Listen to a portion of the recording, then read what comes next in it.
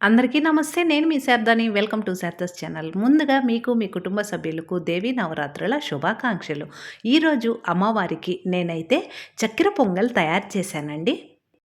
కుక్కర్‌లో ఎంతో తక్కువ టైంలో రుచిగా తయారు చేసుకోవచ్చండి. మరి ఆలస్యం చేయకుండా తయారీ విధానం చూద్దామండి. ముందుగా ఒక కుక్కర్ గిన్నె తీసుకొని అందులో ఒక్క కప్పు మామూలుగా మనము అన్నం వండుకుంటున్న ఆ బియ్యం వేసుకోవాలి. అరకప్పు పచ్చిశనగపప్పు వేసుకొని చక్కగా నీళ్లు పోసి శుభ్రంగా 2 సార్లు కడిగి మనము ఏ కప్పుతో అయితే బియ్యము, పప్పు తీసుకున్నామో ఆ కప్పుతోటి 5 కప్పులు వాటర్ పోసుకోవాలండి. వాటర్ పోసి కుక్కర్ మూత పెట్టి అరగంట నాననివ్వాలి. అరగంట నానిన తరువాత స్టవ్ వెలిగించి 4-5 విజిల్స్ రానివ్వాలండి. అప్పుడే మనకి పచ్చిశనగపప్పు అనేది ఉడుకుతుంది. బియ్యము, పప్పు అరగంట నాననివ్వాలి. 5 విజిల్స్ వస్తేనే మనకి చక్కగా ఉడుకుతుందండి. 5 విజిల్స్ వచ్చి ఆవిరిపోయిన తర్వాత ఇక్కడ మీరు గమనించగలరు పచ్చిశనగపప్పు అనేది మరీ మెత్తగా అయిపోకూడదండి. కాస్త కనిపిస్తూ ఉండాలి. అప్పుడే తినేటప్పుడు మనకి తెలుస్తుంది. ఒక్కసారి మొత్తం కలిపి ఇందులో కాచినటువంటి పాలు 2 కప్పులు పోసుకుంటే సరిపోతుంది. ఇక్కడ ఒకే కప్పుతో కొలతండి. 2 కప్పులు పాలు పోసుకున్న తరువాత అర స్పూను యాలకుల పొడి వేసి మరొకసారి స్టవ్ వెలిగించి హై ఫ్లేమ్‌లో గానీ, మీడియం ఫ్లేమ్‌లో గానీ కలిపి ఒక్కసారి ఉడికించుకోవాలి. 3, 4 నిమిషాలకు కాస్త దగ్గర పడుతుందండి ఇలా.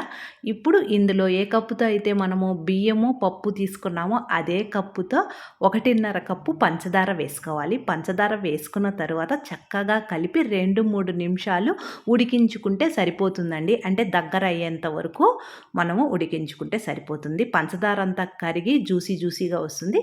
చూడండి కాస్త దగ్గర పడుతుంది. ఇలా ఉన్నప్పుడు స్టవ్ ఆఫ్ చేసి చల్లారిన తర్వాత మనకి గట్టిగా అవుతుందండి. ఇప్పుడు చిటికెడంతా అంటే మనము అమ్మవారికి నైవేద్యం పెడుతున్నాం కాబట్టి చిటికెడంతా పచ్చ కర్పూరం వేసి ఒక్కసారి కలిపి స్టవ్ ఆఫ్ చేసి సరిపోతుంది. ఒక చిన్న ఫ్రై ప్యాన్ తీసుకొని అందులో ఆవు నెయ్యి వేసి ఆవు నెయ్యి బాగా హీట్ అయిన తర్వాత కొన్ని జీడిపప్పు పలుకులు, కొన్ని బాదం పలుకులు, ఎండు ద్రాక్ష వేసి చక్కగా మీడియం ఫ్లేమ్‌లోనే ఇవి వేయించుకోవాలి.